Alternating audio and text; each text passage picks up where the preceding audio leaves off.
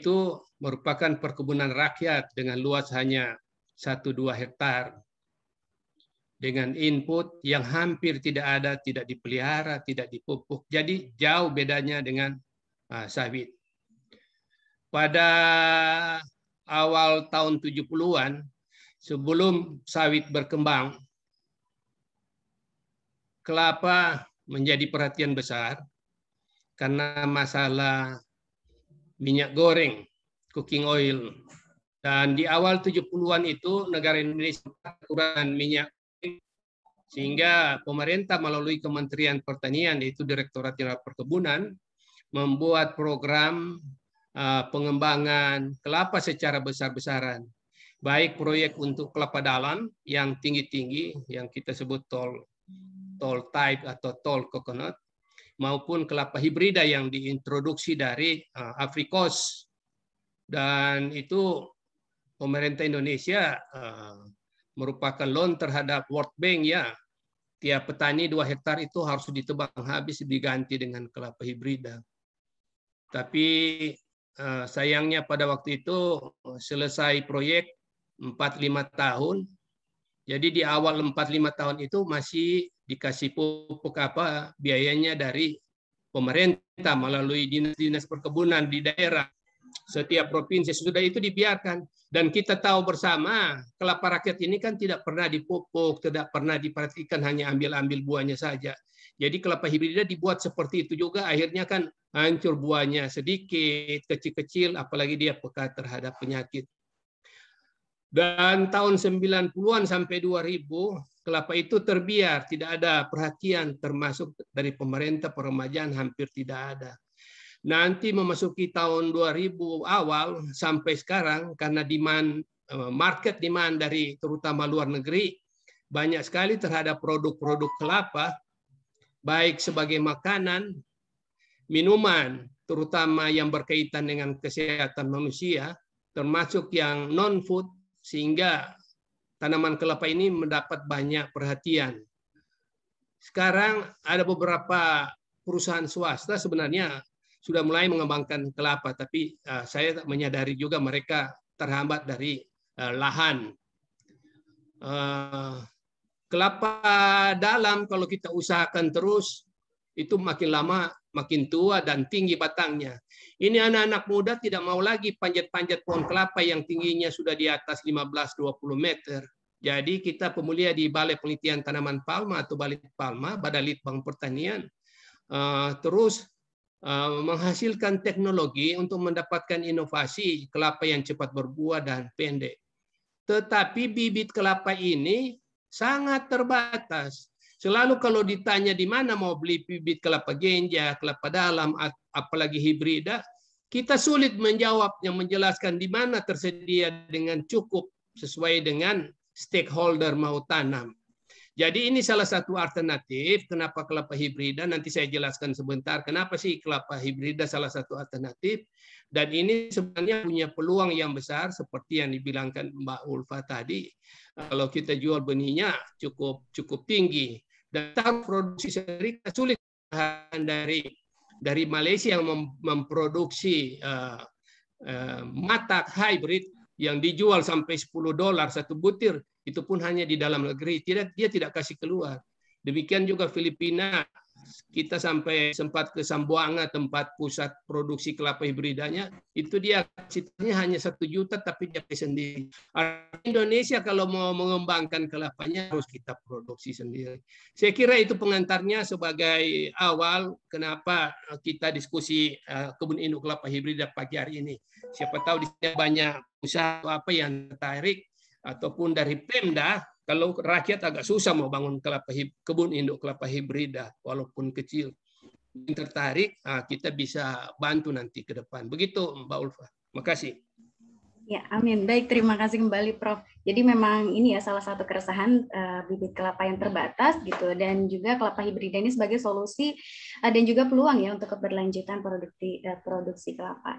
Nah, seperti yang tadi sudah disampaikan Prof ya, barangkali boleh Bapak Ibu juga mengajak teman-teman maupun rekan yang membutuhkan informasi terkait seputar kelapa, ataupun juga bisa dimanfaatkan oleh mahasiswa ya untuk pertemuan ini dijadikan bahan penelitian. Ya, baik kalau begitu langsung saja nih Prof, kita akan simak ya. Sudah penasaran juga pasti nih Bapak Ibu sekalian di sini yang hadir bagaimana strategi untuk pengembangan kebun induk kelapa hibrida, tentunya dengan konsep yang menghasilkan miliaran seperti itu ya. Mari kita sambut di sini narasumber kami yang sangat luar biasa, yaitu Profesor Dr. Insinyur Novarianto Hengki MS. Kepadanya kami persilahkan, Prof. Mohon untuk host, bisa ya, sudah share screen ya. Ya, baik, sudah tampil, Prof. Ya, terima kasih Mbak Ulfa atas kesempatannya, dan saya sangat appreciate juga kepada Gamal Institute yang untuk kami di Kelapa, termasuk saya sendiri sudah 2-3 kali diundang sebagai narasumber.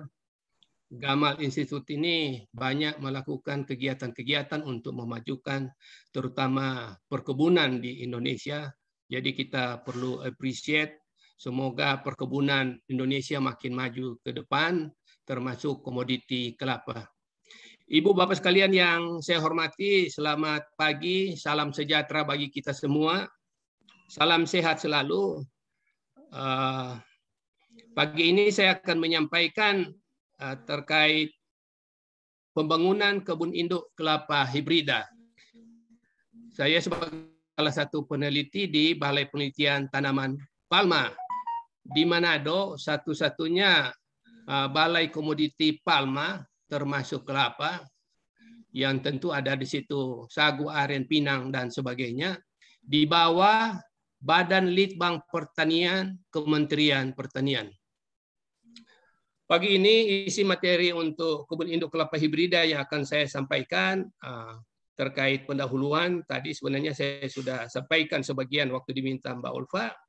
Kemudian varietas kelapa unggul yang kita punya, varietas kelapa untuk peremajaan, pembangunan kebun induk kelapa, membangun kebun induk kelapa hibrida, dan penutup saya ambil kesempatan akan melaunching buku yang sudah selesai saya tulis dan lagi proses finishing dan percetakan di PT Lili Jogja, PT Andi, buku pembangunan perkebunan kelapa hibrida berkelanjutan.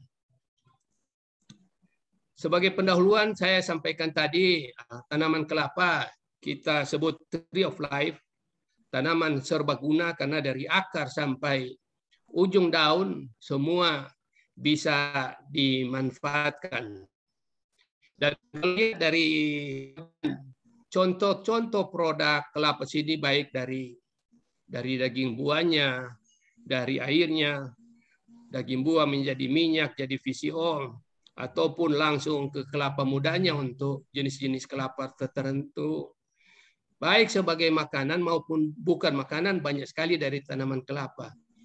Jadi untuk pemanfaatannya tidak diragukan lagi, tanaman kelapa itu bisa menghasilkan berbagai produk, dan saat ini dari hasil analisis pasar atau informasi yang diterima International Coconut Community dengan anggotanya 19 negara itu di Asia Pasifik sampai beberapa negara kelapa lainnya, ini demand untuk berbagai produk kelapa lagi meningkat, baik VCO, kemudian desiccated coconut, minyak goreng sehat, termasuk dari sabutnya. Ada teman-teman kita yang sudah ekspor kemana-mana untuk koir, serat dari sabut, termasuk kokodas, yang banyak dipakai untuk membuat geotekstil, mencegah erosi. Bahkan saya dengar di Jepang dan di beberapa negara Eropa, kokodas itu jadi alas tidur dari kuda balap. Kuda balap kan kita tahu sangat mahal. Begitu juga produk minuman lain, baik dari air, dari nira, dari gula kelapa, dan sebagainya. Jadi saya mau tekankan di sini, kita kembangkan kelapa karena produk-produk yang bisa dari situ tidak diragukan lagi. Nah, sekarang kita lihat kondisi kelapa kita dari 3,4 juta hektar. Laporan terakhir dari BPS, Badan Statistik Nasional, juga yang dilaporkan oleh Direktorat Jenderal Perkebunan, kelapa kita dalam kondisi yang tua, senai, dan kurang produktif itu sudah hampir 400.000 hektar dari total 3,4 juta. Tanaman kelapa yang kita bilang kurang produktif kalau umur kelapanya sudah di atas 60 tahun. Walaupun banyak ada mau panjat aja orang sudah takut. Pohon kelapa yang terserang hama dan penyakit atau seperti di Jawa Bayung atau Rictus renderos, kemudian belum penyakit busuk pucuk di Kalimantan Tengah ada fitoplasma, mungkin sekarang tidak meledak lagi, tapi itu contoh-contoh apa yang sudah harus diremajakan. Kemudian pohon kelapa yang produksinya rendah karena menggunakan bibit yang kurang bermutu. Kemudian kelapa yang sudah mati dan senil. Apa sih sifat-sifat kelapa yang akhir-akhir ini diinginkan oleh petani maupun stakeholder lainnya? Ada sifat utama yang kita kelompokkan 3, itu pasti cepat berbuah. Orang kalau tanam kelapa ingin cepat balik modalnya kan, cepat berbuah. Kemudian produksi buah dan kopranya tinggi. Lalu yang penting sekarang untuk 3-4 tahun terakhir ini, berbatang pendek lambat menjadi tinggi. Contoh kasus di Kabupaten Banyumas, Purwokerto, di sana hampir 29.000 kakak pekerjaannya menyadap pohon kelapa, ambil niranya setiap pagi dan sore untuk dibuat gula. Dan Bapak Bupati, Pak Hussein, yang sampai sekarang masih Bupati beliau periode kedua, menyampaikan ke kita di balai, tiap tahun itu 70 orang yang jatuh sampai mati juga. Jadi beliau datang, tanya ke Balit Palma, varietas apa sih yang pendek supaya rakyatnya tetap bisa kerja produksi gula dan tidak berisiko jatuh, terutama pada waktu musim hujan. Karena kalau ini buat gula tidak bisa istirahat. Ada lagi keluarga nikah pun atau berduka tetap harus ada yang panjat kalau tidak terganggu produksinya. Seperti itu. Sifat lain tahan terhadap serangan hama penyakit, kandungan di minyak tinggi, kadar asam laurat dalam minyak tinggi, ini berhubungan dengan gin coconut oil. Rasa air buah manis, ini sekarang banyak produk-produk sudah di pack untuk diekspor keluar yang utuh dan sebagainya. Nah, kira-kira varietas kelapa berbatang pendek dan lebih mudah dipanen seperti ini modelnya. Ini contohnya tahun ini kemarin Pak Menteri Pertanian datang ke Balit Palma Manado dengan pada waktu itu Kepala Balai kita Dr. Ismail Maskoromo, ada Kepala Badan kita, melihat dan mencicipi salah satu varietas kelapa ini namanya Genja, dan buahnya bagaimana mau panjat, mau cicipi saja Pak Menteri harus jongkok karena buahnya sudah ditanam. Di barat Bali khususnya 1 juta di bagian timur dan tengah.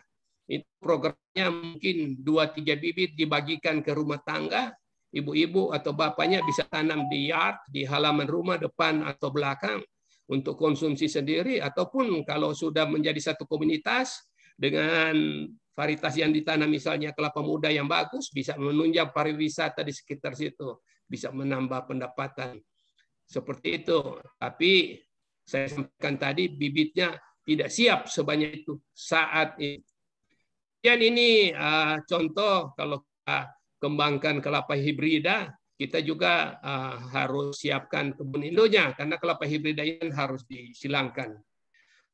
Saya jelaskan sedikit kembali, tipe kelapa itu ada 2 sebenarnya, yaitu hanya kelapa Genja yang berbatang pendek dan cepat berbuah, dan kelapa dalam. Ini contohnya varietas Genja Salak, asalnya dari Kalimantan Selatan ini. Kemudian ini varietas kelapa dalam Mapangit, asal dari Sulawesi Utara atau Kecamatan Mapangit dekat kantor kita. Ini contoh kelapa hibrida, merupakan hasil persilangan antara kelapa Genja dengan kelapa dalam.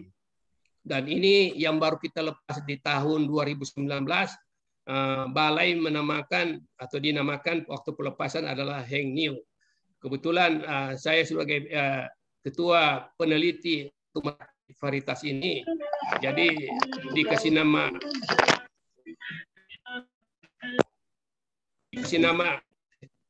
suara yang dikasih nama New dan nama saya Hengki dan New ini artinya kelapa.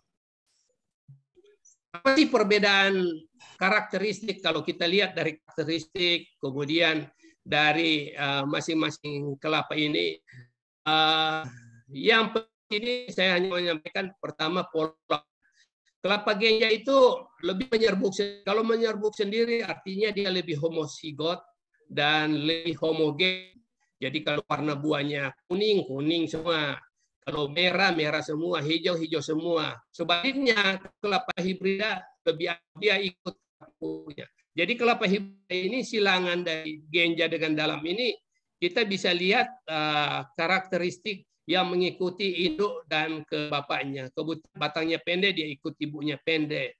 Tetapi ukuran buahnya sedang, intermediate. Kelapa dalam sedang sampai besar, yang kelapa Genja kecil dia sedang. Kalau umur produktif, ada yang suka tanya, berapa tahun sih Genja itu umur produktifnya? Genja itu rekomendasi dari Balai kita 25 tahun. Kelapa dalam itu 60 tahun, dan kelapa hibrid itu 40 tahun. Seperti itu. Nanti kalau ada mau tanya rinci, kita diskusi sebentar. Ini contoh-contoh hasil pembangunan kelapa dari Balit Palma Badan Litbang Pertanian. Sampai tahun 2020, kita sudah melepas Genja itu ada 9 varietas, baik nasional maupun lokal. Nasional itu artinya kita lepas hasil penelitian dari institusi kita, lokal ini kita observasi di tempat asalnya, apakah itu di Sumatera Utara kah, atau di Jawa Tengah, itu yang kita sebut lokal. Demikian juga kelapa dalam unggul nasional seperti Mapangit karena kita hasilkan di balai kita. Sedangkan unggul lokal ini yang ada di setiap provinsi baik di NTT, Papua dan sebagainya itu sebagai varietas. Jadi total seluruhnya dengan kelapa hibrida ada 51 varietas, baik kelapa Genja, kelapa hibrida maupun kelapa dalam. Ini contoh-contohnya kelapa Genja, Genja kuning nias, dalam Mapangit, ini Kina 1. Kina 1 itu silangan Genja kuning nias dengan dalam tengah. Kina ini kepanjangan dari kelapa hibrida Indonesia. Seperti itu. Heng Niu tadi sudah saya jelaskan, ini bido dan ini entok kelapa yang kelapa Genja lokal yang ditemukan di setiap daerah dan unggul perlu kita kembangkan. Saya masuk ke pembangunan kebun induk kelapa. Jadi pembangunan kebun induk kelapa itu bukan hanya kelapa hibrida. Kita bisa bangun kebun induk kelapa dalam, kita bisa bangun kebun induk kelapa Genja, kita bisa bangun kebun induk kelapa hibrida. Nah, sedangkan untuk kelapa hibrida bukan Genja kali dalam. Ini yang di depan ini betinanya. Selalu betina untuk hibrida. Di depan, sedang di belakang ini jantannya atau sumber polen, sumber permainan. Yang banyak kita lakukan memang Genja kali dalam. Tetapi kelapa hibrida itu bisa dilakukan antar varietas kelapa dalam yang berbeda. Genja dengan Genja atau dalam jadi ibu, Genja bapak. Tapi lebih menguntungkan kita pakai ini, nanti kalau ada yang tanya kita diskusi lanjut, tidak perlu saya rinci sekali di sini. Tapi yang jelas ini yang kita pakai saat ini dan banyak negara lain.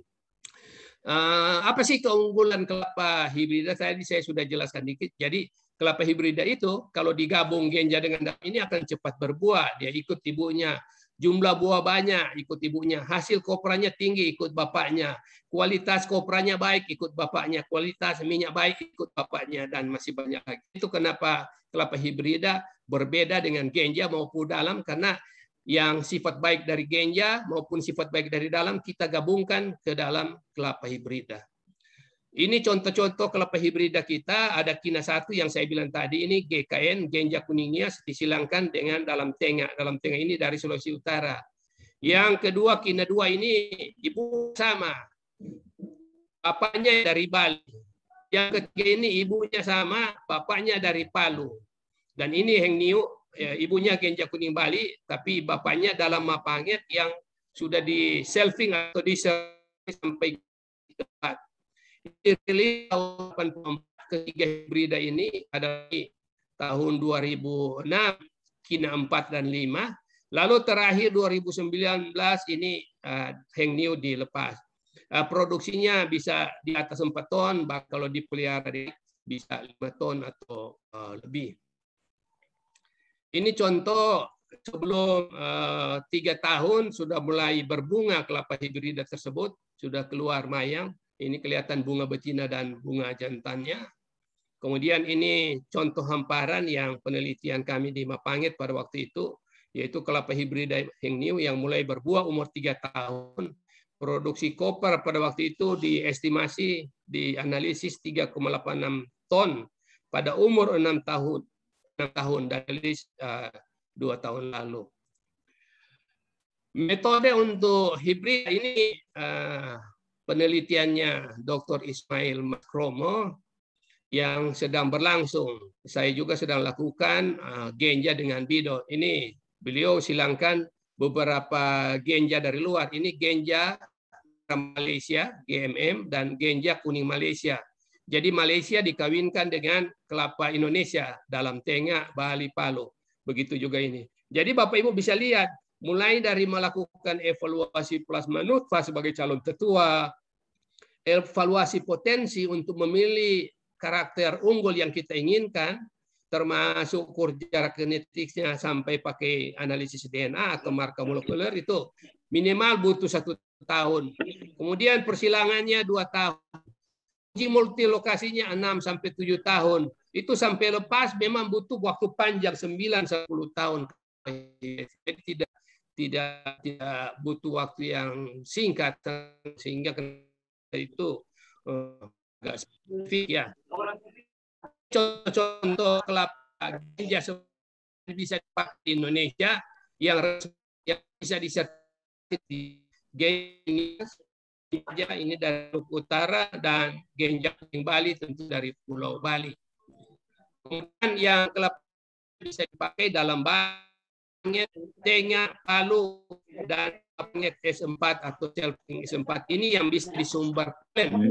Sehingga kalau kita silangkan salah satu sampai 20 ribuan. Inilah untuk kelapa ganja.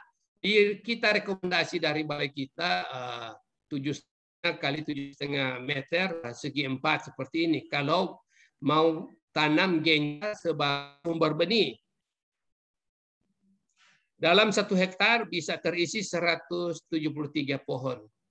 Kemudian untuk kelapa dalam yang alternatif 1, pakai 9 meter segi 4. Ini pohonnya 123 per hektar kalau segi 4. Nah, kalau segi 3 dia lebih banyak, jadi 143 pohon. Masing-masing ada kelebihan kekurangannya juga, tinggal Ibu Bapak bisa pilih.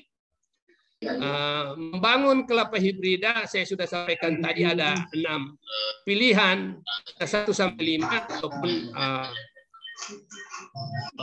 Ulfa bisa hilangkan suaranya mengganggu. 1 sampai 5 Kina maupun Heng Niu. Tetua induk kelapa ganja dan sumber polen kelapa dalam yang ditanam di kebun induk kelapa hibrida harus sesuai dengan jenis kelapa hibrida yang akan diproduksi. Karena masing-masing kan tetuanya berbeda. Luasnya kelapa ganja itu ya minimal 5 sampai 100 hektar, walaupun dulu di atas 80 hektar setiap kebun induk. Kemudian ini kita juga harus tanam sumbernya kelapa dalam 1 sampai 10 hektar supaya kita bisa menghasilkan sendiri polennya nanti. Syarat pembangunan kebun induk ini tadi luas minimal 5 hektar, lahan milik pribadi, kelompok swasta atau pemerintah, sehingga jangan sampai di tengah jalan dijual dan sebagainya, akan jadi kacau. Lahan datar atau agak datar supaya mempermudah pengelolaannya. Ada jaminan tidak ada perubahan alih fungsi lahan. Lalu lokasinya mudah akses, jangan sampai jauh sekali. Mau jual benihnya, kos transportnya jadi mahal sekali. Jauh dari perkebunan kelapa, dekat sumber air, karena air ini sangat penting, dan benih dari breeder seed atau dari varietas yang sudah dilepas oleh Menteri Pertanian. Ini persilangan-persilangannya, tadi sudah berapa kali saya jelaskan, Ibu Bapak bisa lihat ini ibunya, ini bapaknya. Kemudian ini sepintas prosesnya. Jadi kalau untuk menyiapkan pola, kita maskulasi mengambil bunga jantan dari pokok, jangan ribut, bapaknya ini, kemudian dibawa ke laboratorium, dipipil seperti ini, lalu digerus. Nanti masuk ke oven pada suhu tertentu, kita akan dapat polennya seperti tepung begini. Ini bisa masukkan di tabung-tabung atau tabung vakum. Kalau tabung seperti ini dimasukkan di freezer bisa tahan 6 bulan. Kalau di vakum, pakai alat vakum khusus itu bisa sampai 2 tahun lebih. Dan sebelum disimpan, kita harus uji viabilitasnya. Jadi bukan benih saja untuk uji viabilitas, tapi polen juga diuji. Jangan sampai salah prosesnya, polennya mati, percuma kita simpan barang mati dan waktu pakai persilangan tidak akan terjadi pembuahan. Dan ini syaratnya harus di atas 40% daya tahan dari polen tersebut. Ini ada tesnya.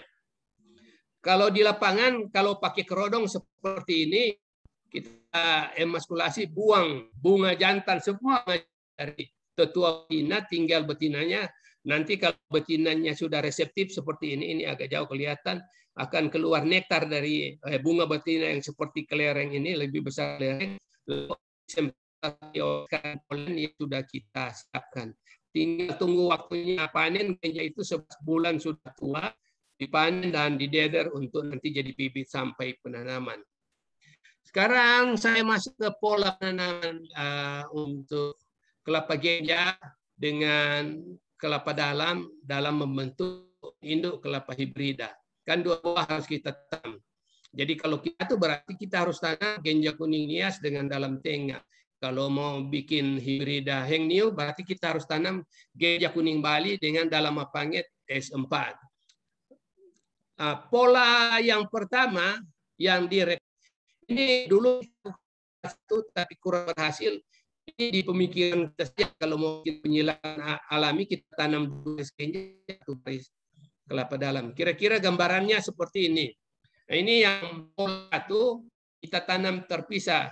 Katakan ini ada 100 hektar atau 50 hektar. Blok kelapa genja sebagai tetua betina.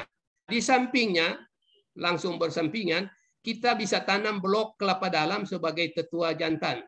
Jadi kalau di sini mau bikin kina 2 misalnya, di sini kita tanam genja kuning Bali, genja kuning nias, di sini kita tanam kelapa dalam tengah. Tetapi tetap ini harus bikin penyilangan buatan, tidak bisa secara alami, agak kecil persentasenya akan jadi. Yang kedua, yang saya bilang pola penyangga atau guartro. Jadi kalau ini tetua kelapa genja betinanya, katakan genja kuning nias, lalu mau produksi kina 3, berarti sekeliling yang warna merah ini minimal 4 baris kita tanam kelapa dan palu. Sehingga nanti kalaupun polanya kontaminasi kemari tetap menjadi kina 3. Karena nanti kita kalau dia sudah ada bunga jantan, kelapa dalam palu ini kita ambil bunga jantannya, lalu kita proses di lab seperti tadi untuk dapatkan polen, kemudian bukan penyemprotan untuk persilangan buatan. Kita dapat benih hibridanya nanti.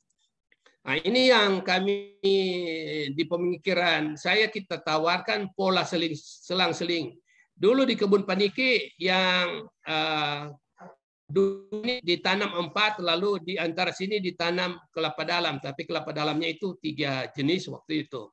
Nah, ini kalau mau tanam genjanya cukup 2 baris, kelapa dalamnya 1 baris tergantung hibrida yang akan pola seperti ini. Kita hanya melakukan emaskulasi terhadap bunga betinanya. Jadi bunga jantan dari kelapa genja. Jadi seluruh dalam satu rangkaian bunga itu kita potong spikelet yang ada bunga jantan dan sisa bunga jantan pada spikelet sisa yang ada bunga betina kita pipil buang, harus dimusnahkan semua. Sehingga nanti dia terjadi buah mengharapkan polen dari kelapa dalam di sekitar dia. Seperti itu nanti secara alami apakah di bawah serangga, lebah atau angin jatuh akan terjadi persilangan buatan. Tapi kalau ditanya berapa potensi hasilnya, saya sendiri belum bisa jawab pasti, tapi ini pemikiran kami kalau tidak menggunakan tenaga manusia untuk melakukan persilangan buatan. Ini karena Kemarin Pak Hendra Sipayung menyampaikan, wah ini miliar-miliar. Saya sih bukan orang ekonomi dan tidak hitung. Tapi akhirnya sebagai gambaran saja, untuk kita jadi bahan diskusi juga, bisa saja saya ada kekurangan dan sebagainya. Tolong Ibu Bapak yang lebih mengerti bisa kasih masukan nanti. Saya coba analisis ekonomi, kalau membangun kebun induk kelapa hibrida katakan 10 hektar saja. Kalau 100 hektar terlalu besar. Nah, input dari kami sebagai peneliti untuk bangun kelapa 10 hektar ini berarti kita butuh bibit kelapa genja 10 hektar dan bibit kelapa dalam 1 hektar. Ini sudah bentuk bibit. Katakan bibitnya itu baik yang genja 10 hektar dalam 1 hektar 2.000 kitri atau 2.000 bibit. Kalau sudah jadi bibit, saya pernah diskusi di Gamal Institute juga, diminta bibit kelapa itu dijual seperti sawit sekitar 40.000. Saya pakai 30.000 saja.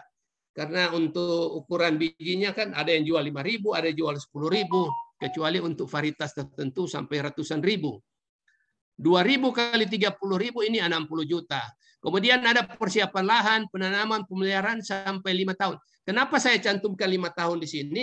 Karena sejak tanam sampai 5 tahun artinya kita sudah mulai produksi buahnya. 4 tahun sudah mulai silangkan. Berarti 5 tahun kan sudah dapat buahnya 5 tahun akhir. Itu perkiraan saya sekitar 110 juta. Kemudian kita perlu tenaga teknis. Siapa tenaga teknis itu? Ada 6 emaskulator yang bertanggung jawab untuk mengeluarkan bunga jantan seperti mengebiri kalau di hewan. Kemudian 2 polinator ini bertugas untuk menyilangkan. Kemudian ada pengawas yang mengawasi kerja dari emaskulator dan polinator. Dia ini bisa mengecek secara sampling apakah bunga jantannya sudah dibersihkan dengan benar, apakah polinator ini sudah menyemprot dengan benar, kalau tidak akan kacau. Ini dengan gaji sekitar 3,5 juta per orang per bulan untuk 2 tahun. Kenapa 2 tahun? Karena baru tahun keempat kan mulai dilakukan emaskulasi, bukan dari tanah masih bibit. Sampai tahun kelima itu 768 juta saya hitung kasar. Kemudian ada 1 kepala kebun yang kalau gajinya 5 juta, mungkin kecil juga tergantung. Ini sudah dari awal, berarti 5 tahun 300 juta. Karena pada umur 5 tahun kelapa dalam itu kan belum menghasilkan bunga yang sempurna. Mungkin baru mulai berbunga, kalaupun dia dipelihara dengan baik. Berarti kita harus beli polen kelapa dalam yang tersedia ya dari Balit Palma yang di Manado. Kalau kita butuh untuk 10 hektar itu setengah kilo setiap bulan, 12 bulan itu untuk 1 tahun ini ya, dikalikan 5 juta rupiah per kilo polen, itu sekitar 30 juta. Ini hanya perkiraan saya tidak tahu apakah dari balai kalau diminta mau beli polen, minta 5 juta atau di bawah ini atau di atas ini. Ini perkiraan, jangan nanti bilang, oh Pak Hengki di webinar bilang 5 juta, ini dugaan saya saja. Lalu ada saprodi macam-macam untuk tangga, untuk alat semprot, bambu dan sebagainya. Mungkin parang saya tidak bisa rinci satu-satu, saya perkirakan 300 juta. Jadi Bapak bisa total dari sini saja, di luar lahan yang kita sewa atau beli atau gimana, dan keamanan, mungkin perlu security dan sebagainya, saya belum hitung sampai ke sana, itu sudah 1,5 M. Jadi kalau Pak Hendra Sipayung bilang miliar, ya 10 hektar saja sudah miliar ini modalnya. Mungkin bisa lebih dari itu. Lalu bagaimana penjualan benih hibrida? Kalau kita mulai silangkan tahun keempat, berarti tahun kelima itu sudah bisa dipanen. Karena dia kan hanya butuh 11 bulan. Saya hitung-hitung kalau produksinya sekitar katakan 5.000 per hektar atau berapa, saya total untuk 8 ribuan, saya total untuk 10 hektar itu sekitar 88.000. Harga benih kelapa hibrida terus terang, kalau pemikiran saya 50.000 ini sudah sangat wajar.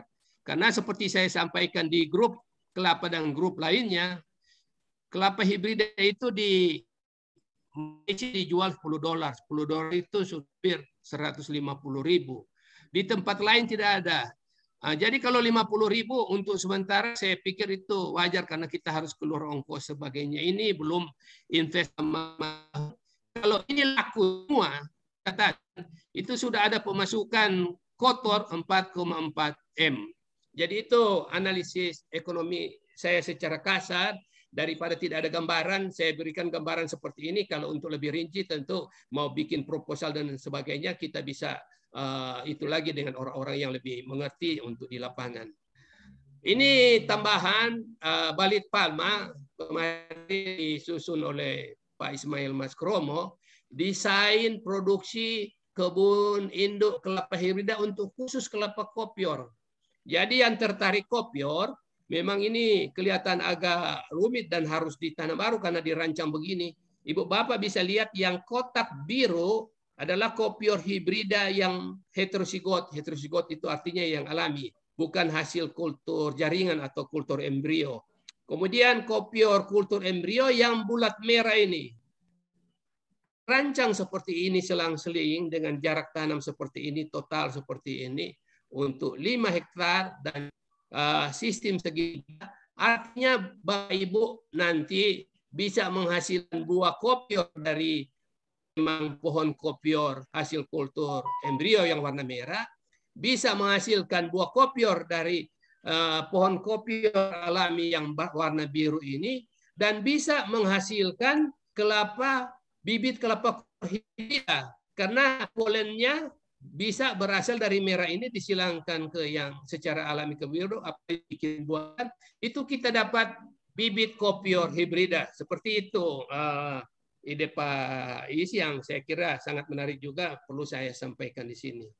Terakhir, ini saya mau bilang launching atau apa, ini menjelang 3 tahun lebih lagi saya pensiun. Saya kemarin coba tulis-tulis buku dan puji syukur bisa selesai walaupun tidak sempurna. Namanya Pembangunan Perkebunan Kelapa Hibrida Berkelanjutan. Dan ini dicetak nanti di Lili, percetakan Lili Jogja. Ini salah satu perusahaan yang disebut di bawah Andi, perusahaan Andi juga yang sangat terkenal di Jogja, macam-macam buku. Jadi yang saya mau sampaikan pada kesempatan ini, Ibu Bapak, yang saya jelaskan tadi kalau mau baca rincinya ada di buku sini. Silakan nanti kalau sudah dijual di toko-toko buku bisa dicari. Di sini saya jelaskan tentang sejarah penelitian kelapa dari awal Belanda masuk tahun sebelum kita merdeka. Saya saja juga belum lahir tahun waktu zaman Belanda karena ada serangan Aspidiotus di Sulawesi Utara di Sangiran Laut. Kemudian pengenalan varietas kelapa, lalu ada saya menyampaikan pemulihan kelapa di negara lain. Jadi di sini saya kutip ada proceeding internasional kelapa kita, saya terjemahkan ke bahasa Indonesia untuk supaya ditahu oleh pembaca juga bagaimana sih pemulihan, khususnya pemulihan kelapa di negara Asia Tenggara, artinya di Filipina, Malaysia, Thailand, Vietnam, kemudian bagaimana di Asia Selatan, di India, di Sri Lanka, kemudian di Amerika Latin, Meksiko, Brasil, dan sebagainya, sampai dengan negara-negara Pasifik, PNG, Vanuatu, Kiribati, Samoa, dan sebagainya. Jadi Ibu Bapak bisa lihat di situ, termasuk kelapa hibrida yang mereka rakit sehingga barangkali menjadi latar belakang. Lalu bab berikutnya, perakitan dan pelepasan varietas kelapa hibrida unggul masa depan di Indonesia. Kemudian pembangunan kebun induk dan upaya memperkuat perkebunan kelapa hibrida Indonesia yang sebagian saya sampaikan pada hari ini. Dan terakhir bioindustri kelapa dan analisis usaha tani kelapa hibrida. Saya kira itu gambarannya, nanti kalau sudah beredar saya akan sampaikan. Yang berminat silakan saja cari bukunya atau pesan langsung ke Lili publisis. Saya kira itu Mbak Ulfa. Terima kasih. Mohon maaf kalau terlalu lama menyita waktunya. Tapi karena hanya tunggal saya, jadi saya manfaatkan waktu. Terima kasih atas perhatiannya. Ya baik, kembali kasih Prof. Hengki. Wah sangat menarik sekali ya Bapak Ibu sekalian. Justru ini informasi yang mungkin banyak juga nih dibutuhkan oleh Bapak Ibu sekalian ya. Tadi juga sudah disampaikan bahwa produk kelapa ini juga memiliki prospek yang sangat bagus ya. karena bisa semuanya itu menghasilkan baik dari VCO, minyak goreng sehat seperti yang tadi sudah disampaikan, bahkan sabut kelapanya juga bisa diekspor dan lain sebagainya. Nah, saya kembalikan ke forum, barangkali ya Bapak Ibu sekalian boleh menuliskan pertanyaannya di kolom komentar maupun boleh mengaktifkan mikrofonnya untuk bertanya langsung nih kepada narasumber kami. Kenapa sih harus membangun kebun induk kelapa hibrida begitu barangkali ya. Tadi juga sudah disampaikan persyaratannya, kemudian polanya seperti apa. Bahkan tadi ada ini ya Pak ya, mau launching nih untuk bukunya. Semoga cepat beredar dan laris nih di pasaran. Amin Prof ya. Jadi nanti bisa dijadikan sebagai ya, jadi insya Allah bisa dijadikan sebagai bahan rujukan barangkali untuk para mahasiswa yang sedang menjalani penelitian. Baik Bapak Ibu sekalian, silakan ada yang mau bertanya, saya sampaikan ke forum. Untuk yang ingin bertanya dari Pak Amrizal Idores nih, ada raise hand ya. Silakan barangkali Bapak bisa langsung mengaktifkan mikrofonnya Pak. Bapak Amrizal. Ya, terima kasih Mbak Ulfa. Apakah suara saya cukup jelas? Jelas. Ya, Prof. Hengki, selamat pagi. Terima kasih atas penjelasannya. Satu aja pertanyaan Prof. Hengki untuk mengawali. Kalau alternatif yang lebih sederhana, kira-kira bagaimana hasil hibridanya kalau kita tidak desain berdasarkan yang Prof. Hengki sebut tadi, yaitu alternatifnya kita membuat persilangan alami. Jadi genjahnya itu ditaruh di antara, langsung ditanam di antara kelapa dalam, Prof. Jadi sehingga akan mengurangi biaya-biaya yang diuraikan kalau dipisah. Mungkin itu akan lebih realistik untuk kelompok petani atau yang mempunyai lahan yang terbatas, mempunyai modal yang terbatas. Apakah itu seberapa jauh itu efektifnya dan bagaimana kiat untuk bisa sukses dilakukan? Terima kasih, Prof. Pak. Ya, terima kasih kembali Pak Amrizal. Langsung saja dijawab, Prof. Ya, monggo. Terima kasih Pak Amrizal. Pak Amrizal Idrus ini salah satu Dedengkot Kelapa juga. Beliau dulu sama-sama rekan kerja di Balit Palma, lalu beliau pindah ke Bogor di Puslit Bangbun, beliau pindah ke EPCC yang sekarang jadi ICC, sekarang jadi pemerhati dan punya organisasi dengan swasta sendiri juga, masih di Kelapa. Terima kasih Pam. Pam, saya kira bisa-bisa saja yang saya sampaikan itu idealnya untuk perkebunan terutama ini memang saya tujukan ke swasta atau barangkali ada koperasi yang punya lahan 5 hektar dan apa, kan kenapa tidak dibangun, tapi tidak sendiri-sendiri petani. Jadi kalau mau pakai seperti yang disampaikan tadi masih memungkinkan sejauh persilangannya bisa terjadi. Cuma jenis kelapa hibridanya kalau mau diedarkan dan harus disertifikasi berarti kan harus varietas kelapa hibrida yang 6 tadi. Saya kasih contoh, Pam, ada para penderes gula waktu PT Unilever kirim kerjasama dengan Balit Palma ke Manado tahun 2016 sampai 17, 15 sampai 16. Mereka itu dia melakukan penderesan gula, lalu tiba-tiba ingin belajar bagaimana menyilangkan kelapa. Saya kaget juga waktu saya observasi mengevaluasi kegiatan yang terkait gula di Lampung Timur. Mereka ajak ke saya, Prof. Hengki, coba lihat ini, apa benar sudah persilangan kami. Malah dia sering telepon. Jadi dia pilih aja genja lokal di tempat dia yang saya tidak tahu namanya. Lalu pilih kelapa dalam yang niranya barangkali banyak. Dia kasih kain sendiri. Kemarin saya dikirim gambar, Pam. Itu turunannya sudah dideres, cuma saya tidak tahu bagaimana hasilnya. Dia tanya apakah ini hibrida, saya bilang hibrida, tapi kita tidak tahu namanya apa. Yang penting persilangan antar genja dalam.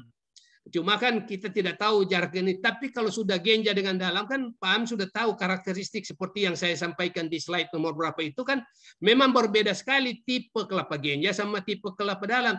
Berarti tetap akan terjadi heterosis pada filial one-nya atau pada hybridnya, termasuk barangkali untuk produksi niranya. Seperti itu saya kira Pak Am. Yang saya sampaikan tadi selang-seling juga, itu belum pernah kita coba. Yang kita lakukan di Panike dan Pak Am kan sudah tahu itu 4 baris kelapa genja dan 1 baris kelapa dalam, tapi itu pun dicampur tengah palu bali sehingga agak kesulitan.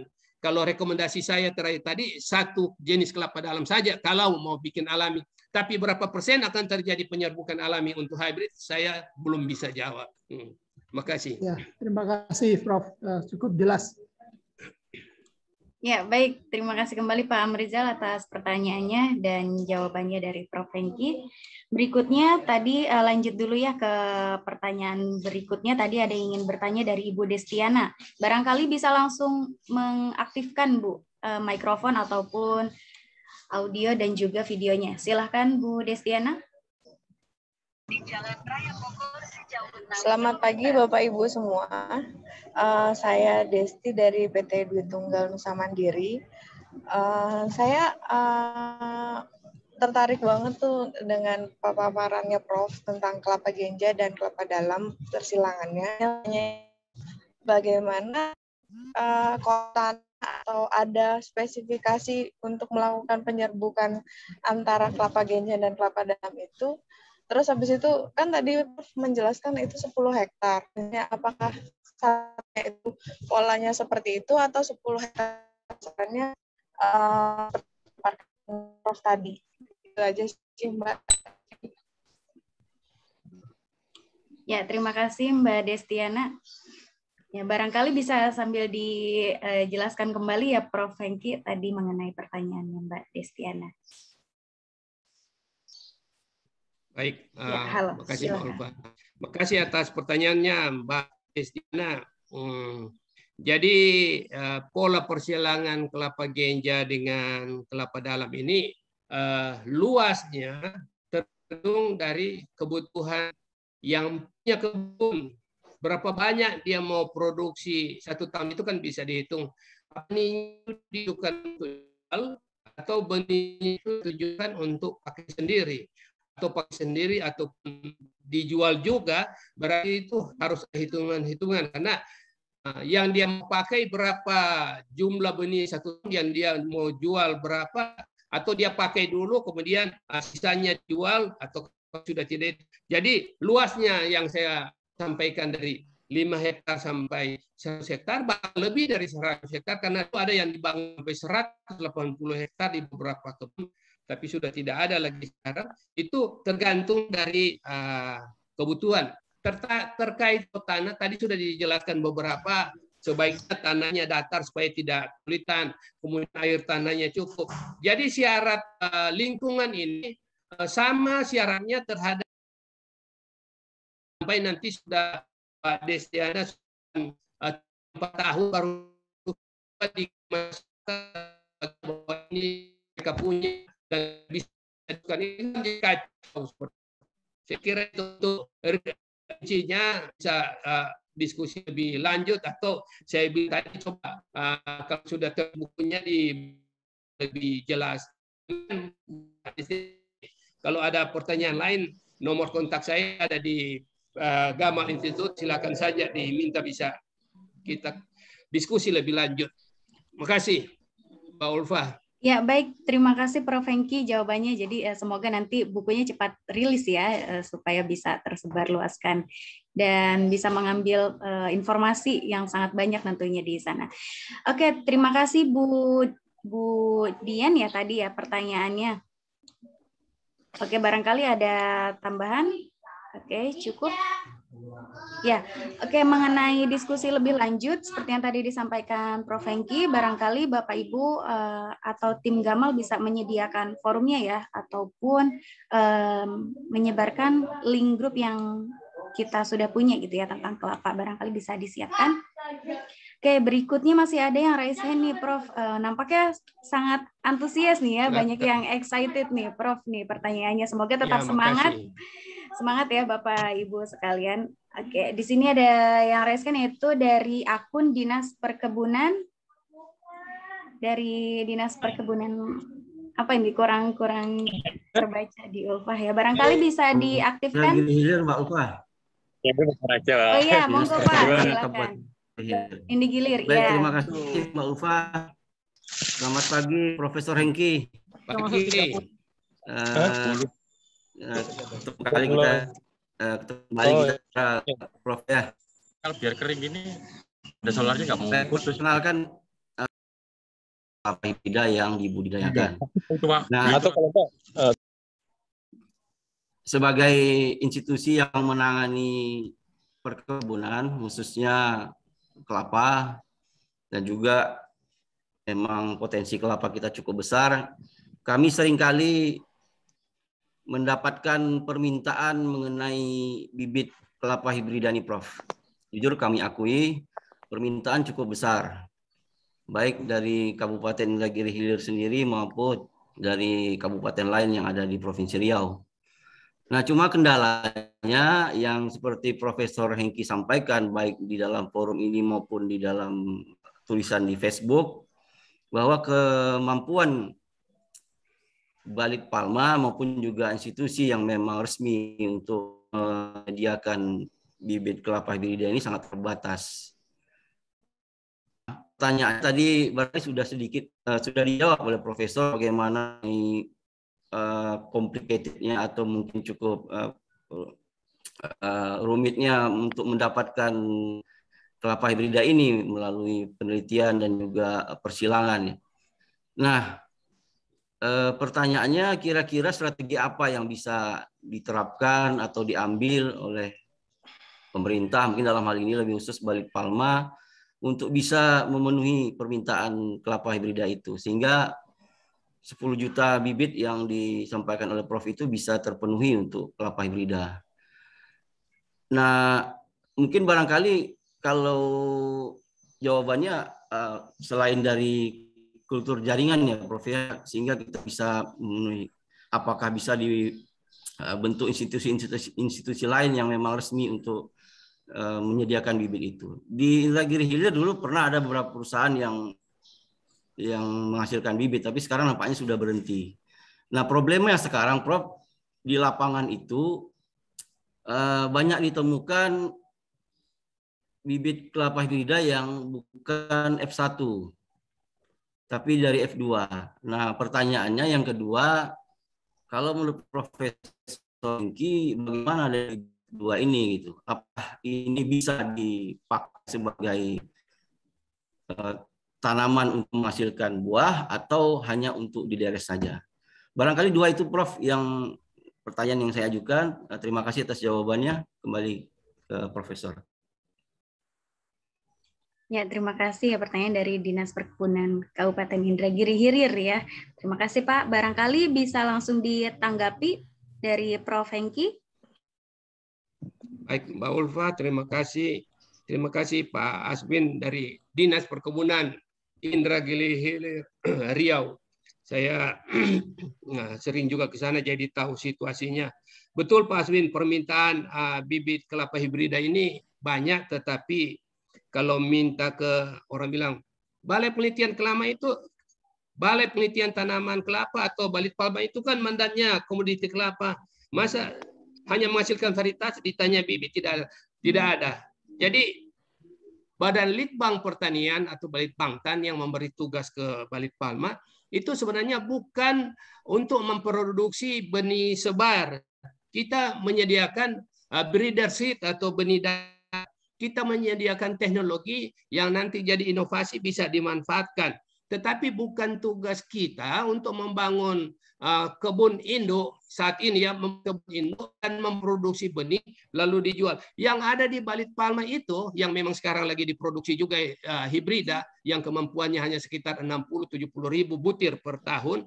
Itu karena kebetulan ada contoh sumber tetua betinanya dan ada permintaan ya dilayani. karena ada peraturannya kita bisa layani seperti itu, ada setorannya ke negara dan sebagainya. Tetapi kalau khusus untuk melayani pengembangan kelapa secara luas, bukan tugas, bukan mandat dari Balitbama lagi. Itu kenapa kalau ditanya kenapa Balitbama tidak sediakan bibitnya, seperti itu. Lalu strateginya yang bisa diterapkan bagaimana? Tadi saya kalau swasta memang harus dalam kebun yang luas, 50 hektar, 100 atau lebih. Tapi kalau dinas perkebunan ini ataupun ada koperasi dan sebagainya, saya kira Pak Aswin, kita bisa mulai katakan minimal 5 hektar. Tanam saja genjanya, sumber polennya dari mana? Kita bisa beli langsung atau minta disediakan dari Balai Penelitian Tanaman Kelapa, bisa kerjasama seperti itu. Jadi tidak usah tanam kelapa dalamnya.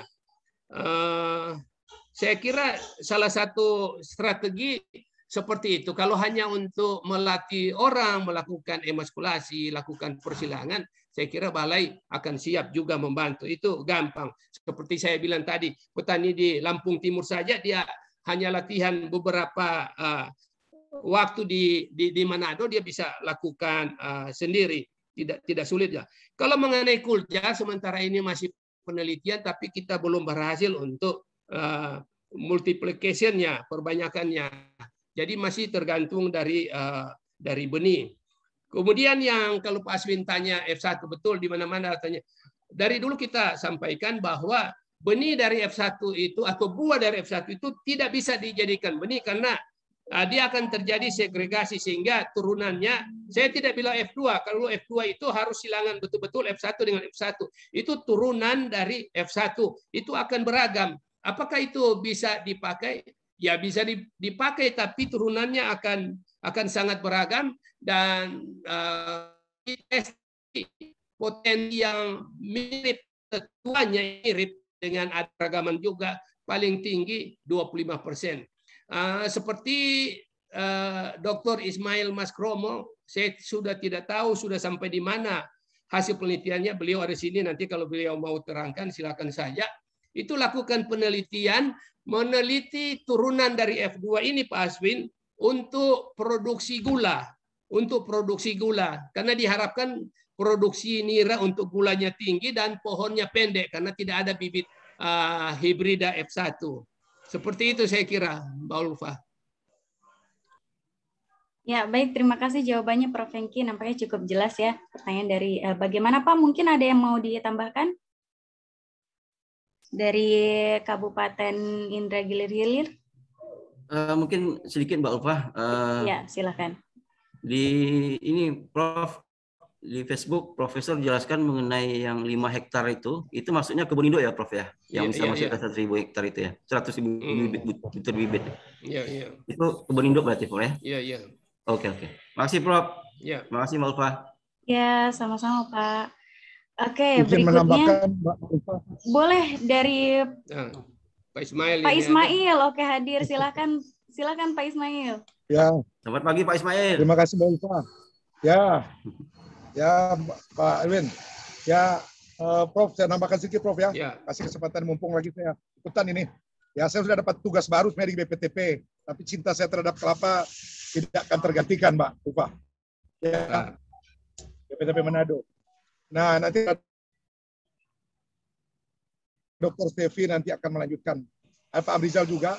Tadi ada yang ditanyakan, saya kira terutama yang kedua tadi ya, terkait peluang penggunaan tanaman F1, kemudian kita bisa panen turunannya tadi ya, bukan F2, benar kata Prof, bukan F2 tapi turunan, atau istilah kerennya progeny, bahwa progeny itu kan buah progeny itu terjadi karena persilangan secara bebas antar pohon F1. Saya punya logika ya bahwa F1 ini kan turunan terbaik ya, atau hasil silangan terbaik. Dan itu latar belakang genetiknya berbeda. Tidak ada satupun tanaman kelapa itu yang sama genetiknya. Genja saja berbeda. Nah, pertemuan antara dua genetik yang berbeda, itu pasti akan memunculkan efek heterosis ya. Ada peningkatan dibandingkan lebih daripada rata-rata produksi yang ketentuannya. Dengan demikian ada potensi itu. Benar bahwa akan ada seperti pola segregasi, karena memang satu itu berlatar belakang persilangan antara dua tetua genja dan dalam, segregasi dalam tanda petik namanya, bahwa akan ada kemungkinan munculnya tetua genja dan tetua betina yang genja dan tetua jantan. Tapi sebenarnya apa yang dibilang atau diistilahkan dalam pemulihan itu, ilmu pemulihan double cross, itu yang terjadi pada saat bersilang antar pohon F1. Ya, kita sudah buktikan yang diminta Prof tadi bahwa seperti apa perkembangannya. Alhamdulillah kita punya penelitian selain di Paniki, gitu ya, di Paniki atas ini sudah mulai diuji potensi niranya, itu tanaman progeny. Ini sedang berlangsung yang periode kedua. Kemudian ada di Gorontalo dan ada juga di Kebun Paniki. Ya, secara logika tadi dia memberikan hasil yang lebih baik ya daripada yang kita bayangkan. Tapi pembuktian datanya tentu yang menjadi hal yang harus kita tunggu. Tapi secara teori ataupun ilmu breedingnya itu insya Allah akan menghasilkan terbaik. Tapi ada catatan tadi bahwa kalau kita harus menanam, yang tadi bilang Prof Hengki menambahkan, kalau kita dari dari satu pohon kita ambil 10 butir, kita semai langsung tanam semua, benar terjadi keragaman. Nah, ada satu teknik yaitu, dan ini kita pernah diskusikan Pak Amrizal dulu waktu saya kuliah, bahwa akan ada yang namanya seleksi di tingkat bibit ya. Jadi di bibitan itu kita akan bisa temukan perbedaan antara yang kembali ke genja ya, kemudian kembali ke dalam, dan juga yang tengah-tengah hibrida melalui penampilan bibit pada saat masih cikal lah istilahnya, itu kelihatan sekali. Genja jelas performanya dia kecil, batangnya ya batang semu, kemudian yang dalam juga besar dan pertambahan tingginya berbeda. Ini saya kira sama persis dengan yang di alam ataupun yang kelapa besar, genja, kelapa dalam dan hibrida berbeda pertambahan tingginya karena memang sudah seperti itu sejatinya. Dan itu kita bisa buktikan di pembibitan. Saya kira itu salah satu alternatif ya yang belum dilakukan oleh pemulia siapapun, termasuk Filipina. Ya, mereka memahami yang Mendel itu terlalu sederhana. Mendel itu kan hukum, Mendel ditemukan pada tahun sekian. Kalau kita menerima Mendel itu apa adanya, berarti kita tidak maju dalam penelitian.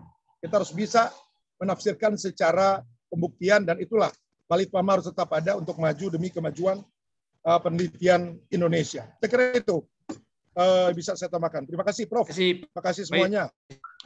Mbak Ulfa. Ya, ini ada kembali, saya baca dari chat. Bisa saya tanggapi yang di chat?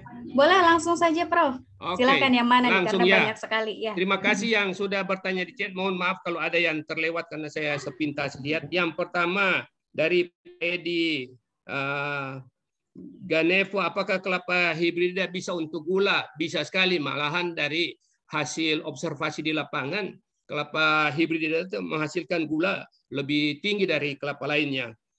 Kemudian dari Pak Fathol Amin di Madura Sumeneb, termasuk juga Pak Hamsa ini dari mana? Itu menanyakan lahan yang cocok untuk kelapa hibrida. Itu saya sudah jelaskan tadi bahwa semakin subur lahannya. Jadi secara umum kelapa itu cocok ditanam dari 0 sampai 500 meter. Makin ke dekat pantai makin bagus. Kenapa? Karena dari air laut itu akan diterbangkan berbagai unsur hara seperti klor, Na, kemudian magnesium tiba di daun kelapa itu, sehingga kenapa buah kelapa itu daging kelapanya kualitasnya lebih bagus dari yang di inland atau di pegunungan, karena lebih banyak menerima unsur hara termasuk dari air laut itu yang diterbangkan melalui angin. Jadi makin ke laut makin bagus. Artinya makin ke dataran rendah kelapa itu makin bagus. Dan faktor lain ya datar, tidak banjir, tanah cukup dan sebagainya. Itu sama kelapa hibrida dengan kelapa lainnya.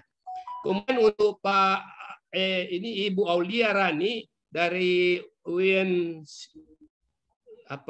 Riau ini, Pak Hida cocok gambut. Ini menarik. Tahun 90-an peneliti-peneliti kita, ada juga hadir di sini Ibu Elsten dan sebagainya yang dulu meneliti, itu menyilangkan kelapa genja kuning Bali, Raja dengan kelapa dalam lokal yang terunggul terbaik di Inhil. Saya lupa nama lokasinya, tapi saya tahu turunannya ada di Kelambu Buruk, itu ada pesantren di situ. Itu kelapa dalamnya waktu kita observasi sampai 4 ton lebih. Dan itu kita ambil polennya, silangkan dengan genja terbaik kita. Lalu sudah ditanam di sana, termasuk ditanam di Pulau Sambu. Sampai terakhir saya tidak tahu hasilnya dan tidak dilepas sampai sekarang karena tidak berlanjut penelitiannya.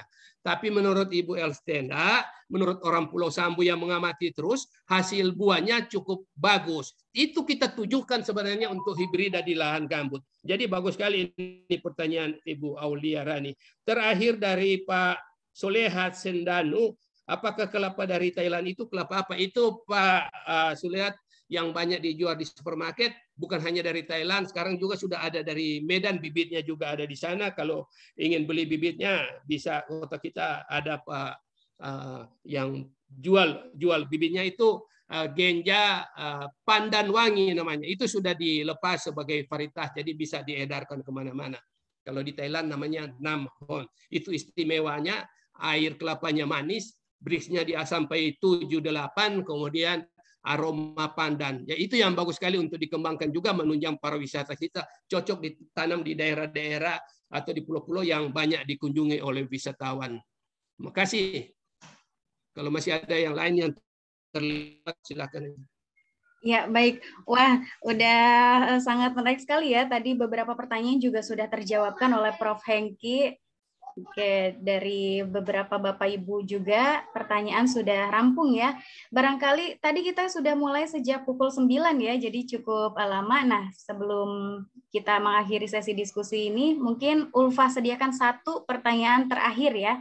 Ya Prof ya, sebelum kita tutup, karena untuk diskusi lebih lanjut nanti bisa kita lanjutkan pada forum diskusi WA Group. Tolong Mbak Yuli atau tim Gamal Institute bisa menge-share grup kelapa yang kita punya.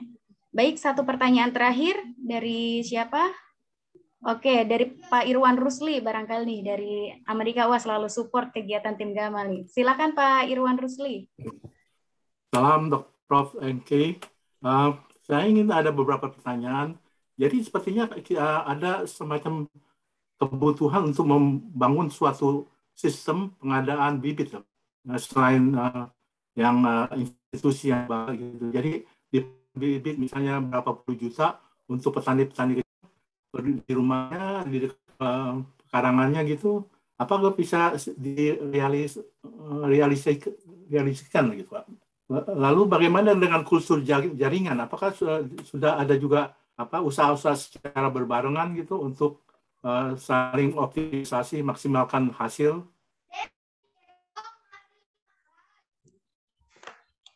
Langsung Mbak Ulfa. Ya, baik Prof, silakan. Terima kasih Pak Irwan Rusli, terima kasih atas pertanyaannya yang sangat menarik. Jadi sistem pengadaan bibit itu memang bukan hanya tanggung jawab pemerintah, tanggung jawab kita semua termasuk yang swasta, termasuk juga petani sebagai pelaku langsung. Jadi pengadaan bibit ini kan sebenarnya bukan hanya bicara hibrida. Saya juga tadi di awal sudah menyampaikan kita juga bisa siapkan kebun induk untuk bibit kelapa dalam maupun kelapa genja yang sekarang lagi populer. Salah satu tadi ada yang tanya tentang genja dan sebenarnya ini sekali karena harga jualnya juga tinggi walaupun bibitnya saya dengar cukup ya bukan saya dengar lagi kenyataannya mahal kan dijual sampai 150.000 satu bibit yang seperti masih 3-4 tahun tapi siap tanam itu ada di Medan. Jadi kalau ditanam itu maupun ditanam di perumahan tapi dalam jumlah banyak sebenarnya kita bisa seleksi nanti Pak Rusli, Pak Irwan, dari kalau dia sudah berbuah diseleksi, lalu dikembangkan, dibagikan lagi ke masyarakat sekitar lainnya. Kalau ada pemerhati atau swasta yang mau bangun sendiri, lebih bagus lagi. Bangun kebun sendiri 5 hektar kah, 10 hektar kan, kembangkan varietas-varietas yang memang akan laku kalau dijual produknya. Apakah sebagai tender coconut kelapa muda langsung ataupun untuk support terhadap industri kelapa terpadu berbagai turunan yang sudah saya sampaikan di atas. Terkait kuljar terus terang kita Indonesia masih jauh dari harapan, kita masih sedang penelitian tetapi belum banyak berhasil yang mengaku mengklaim sudah sukses dengan kuljar ini dari negara Meksiko dan itu katanya bisa puluhan ribu satu plantlet Dari satu bibit kelapa yang unggul, dia bisa perbanyak sampai puluhan ribu. Kalau Filipina, India, termasuk kemarin Belgia tidak ada kelapa, tapi dia beli kelapa di pasar, dia minta kelapa dari Filipina, lakukan penelitian, dia klaim sudah berhasil sampai puluhan bibit, Pak Irwan. Tapi Indonesia kita belum. Yang kita sudah berhasil di kelapa kopior, tapi itu dari embrio. Itu satu jadi satu. Di sini ada penelitinya Dr. Sisunandar, Profesor Sisunandar dari Purwokerto, dosen di salah satu universitas Muhammadiyah di sana. Beliau sudah berhasil bahkan dijual dan cukup menggiurkan harganya ya, di atas 1 juta untuk bibit kuljar, embrio, kopior, kelapa genja. Beliau juga tanya, karena mungkin ini silangkan saya lihat di chat, bagaimana mengatasi yang bunga rontok, yaitu hanya 2. Persilangannya berhasil, polinasi berhasil. Jadi kalau sesudah fertilisasi, kalau polinasi berhasil tidak, kita lihat dari 1 bulan sampai umur 3 bulan perkembangan buah itu. Kalau sudah di atas 3 bulan tidak akan gugur. Kalau gugur lagi itu berarti faktornya sudah mekanik atau diserang hama penyakit. Tapi terkait pembuahan proses Sunandar itu 3 bulan ke bawah berhasil atau tidak, dia cocok kompatibel atau tidak. Tentu juga harus ditunjang dari faktor unsur hara dan sebagainya supaya bisa menunjang.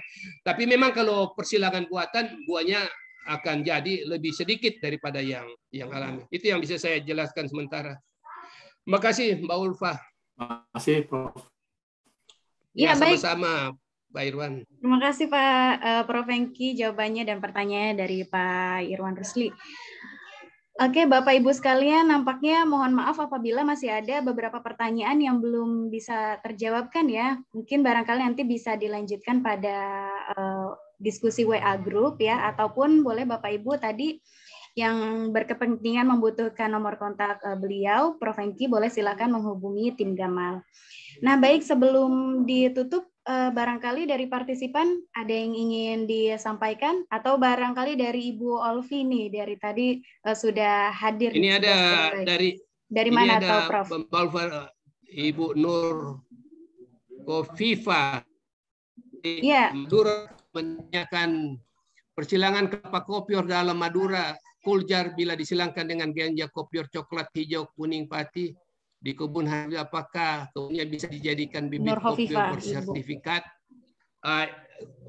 Bonor itu harus diajukan ke Balai Pengawas Benih karena untuk hibridanya kita belum lepas. Yang sudah dilepas itu 3 varietas ganja kopior pati kuning, hijau dan coklat yang asal Pati Jawa Tengah, sama dengan ganja kelapa dalam puan dari Lampung Selatan, itu yang sudah bersertifikat. Artinya kalau sudah dilepas sebagai varietas, turunannya bisa diminta untuk disertifikasi sebelum dijual. Tetapi hibrida ini belum, tapi silakan dilakukan. Nanti kalau hasilnya bagus, kita bisa ajukan untuk jadi varietas unggul hibrida ini. Begitu. Ya, pertanyaan dari Ibu Nur Hovifah ya, semoga terjawabkan Ibu Nur. Oke, barangkali dari partisipan ada yang ingin menyampaikan mungkin ini ya pesan dari setelah mengikuti webinar kali ini nih. Barangkali ada yang mau disampaikan dari Bu Olvi yang sudah standby dari tadi. Ada yang ingin disampaikan Ibu? Barangkali menanggapi kegiatan kita nih pada pagi hari menjelang siang ini. Ya, makasih Bu Ulfa. Ya, pasti kemarin Prof. Hengki prediksi ada 100 orang yang hadir, ternyata demikian yang hadir. Ya, Prof. Makasih. Ya. Dari perwakilan dari Fakultas Pertanian ada beberapa orang yang hadir. Ada lebih dari 10 orang dari Unsrat. Ya, makasih Prof. Nanti selanjutnya saya akan WA langsung ke Prof. Hengki. Ya. Ya, makasih. Bu Ulfa. Ya, baik Bu Olvi. Oke. Mbak Ulfa, saya tanggapi sedikit. Boleh, monggo Prof. Silahkan. Ibu Olvi ini dosen di Fakultas Pertanian Unsrat, sama teman-teman yang hadir. Saya sampaikan terima kasih. Kemudian kedua, selain materi ini mungkin kelapa itu kita bisa sampaikan ke mahasiswa supaya juga jadi materi penelitian mereka. Karena khususnya Sulawesi Utara itu kan lambangnya pohon kelapa. Jangan sampai kelapa Sulawesi Utara yang saat ini 270.000 hektar, kalau Unsrat Fakultas Pertanian saja tidak perhatikan, kemudian Balit Palma ada di mana di situ kurang perhatikan, lama-lama kelapa ini habis, apalagi kalau sampai pejabat berikut kasih izin untuk sawit masuk, kalau tidak ada nyiur lagi, berarti lambangnya harus diganti sawit itu atau diganti kakao dan sebagainya. Makasih. Ya, terima kasih Prof. Hengki. Itu tadi sedikit tambahan saja ya Bapak Ibu sekalian. Barangkali sebelum ditutup di sini sudah hadir Bapak Hendra Sipayung. Barangkali ada yang ingin disampaikan Pak sebelum ditutup? Ya, makasih Mbak Ulfa. Pertama-tama saya ucapkan terima kasih buat Prof. Hengki yang sudah memberikan ilmu yang sangat luar biasa, dan kemudian buat Bapak dan Ibu yang sudah bergabung pada acara ini. Barangkali mungkin yang saya perlu sampaikan Bapak dan Ibu bahwa webinar ini bukanlah semata-mata, ya, seperti kita sudah diskusikan kemarin, bukan semata-mata hanya sekedar kita berbagi ilmu, tapi kami mengharapkan setelah ini Pak Prof ya, ada orang-orang yang berinisiatif membangun kebun induk. Nah, ini kami mau memberikan challenge ini ya, khususnya bagi teman-teman produsen. Setidaknya akan kita bangun setidaknya 5 titik lah. Di Sumatera mungkin ada 1, di Kalimantan 1, kemudian di Sulawesi mungkin ada 1, di daerah timur 1 begitu. Nah, barangkali Bapak dan Ibu saya lihat di sini ada hadir dari Kadin, ya saya ada juga hadir dari produsen benih. Mungkin tadi sudah dijelaskan Bapak Ibu bahwa kebun induk ini sangat luar biasa karena saya informasikan juga bahwa ke depan akan ada banyak program-program menyangkut kelapa. Jadi ini peluangnya cukup besar, replanting ini menjadi perhatian, tapi karena memang benih tidak ada sehingga seringkali tidak bisa terlaksana.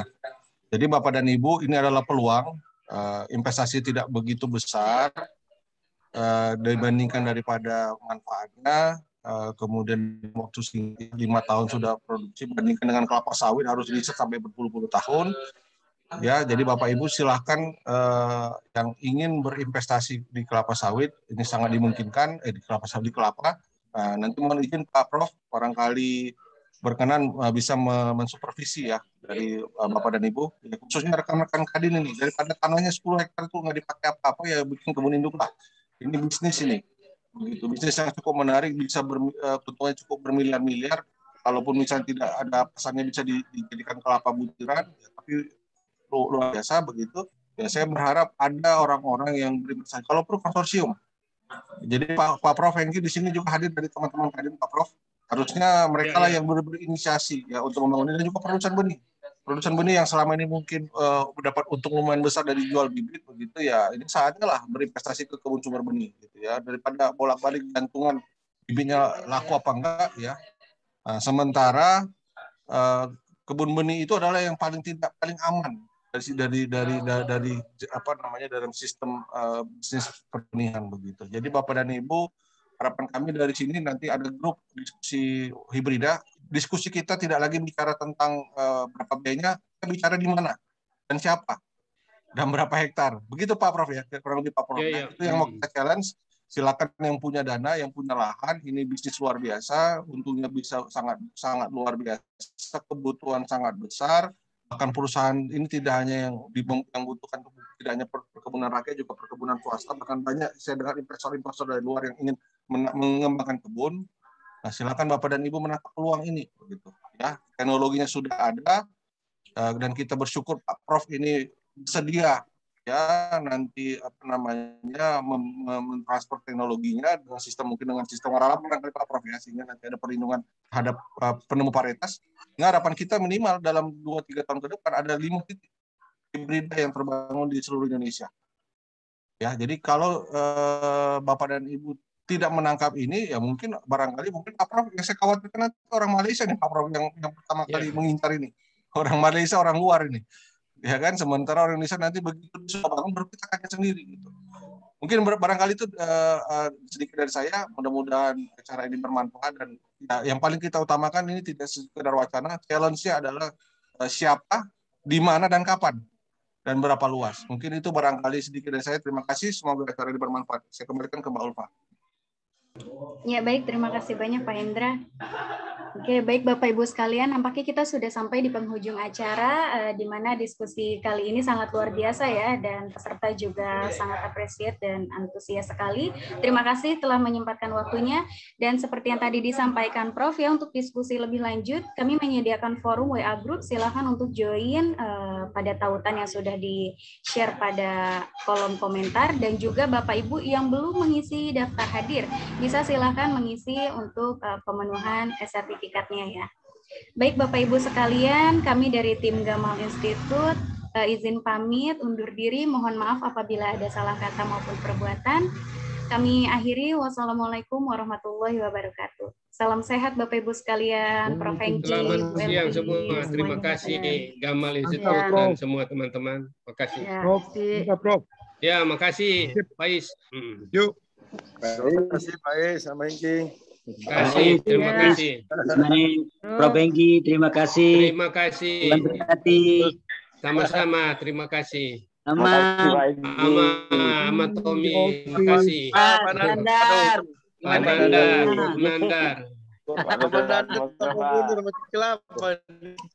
Teman Pak Michael di Amrik masih hadir. Ahmad Tommy. Hai, selamat Ama. Pak Don, sama Don. Prof. Nandar. Pak Budi di mana Pak Budi? Maaf, nggak sempat mampir. Berikut nanti. Oh, iya. Mohon maaf Pak Nandar. Prof. Pak Edi, Pak. Berikut nanti. Ternyata ada juga bergabung Pak Edi Kanevo. Ya, insya Allah. Pak Edi Kanevo. Siap. Salam semuanya, Pak Prof dan lain-lain. Ya, Pak Edi ini mungkin bisa jadi ini Pak diinisiasi Kadin Pak ini kebun induk ini Pak. Ya, saya itu punya impian bahwa kita itu membangun industri kelapa, turunan industri kelapa terpadu. Iya Pak. Kelapa seperti apa, termasuk perkebunannya. Karena gini, di luar negeri itu ternyata ada Menteri Pengembangan Kelapa. Kok di kita jabatannya kecil sekali. Benar.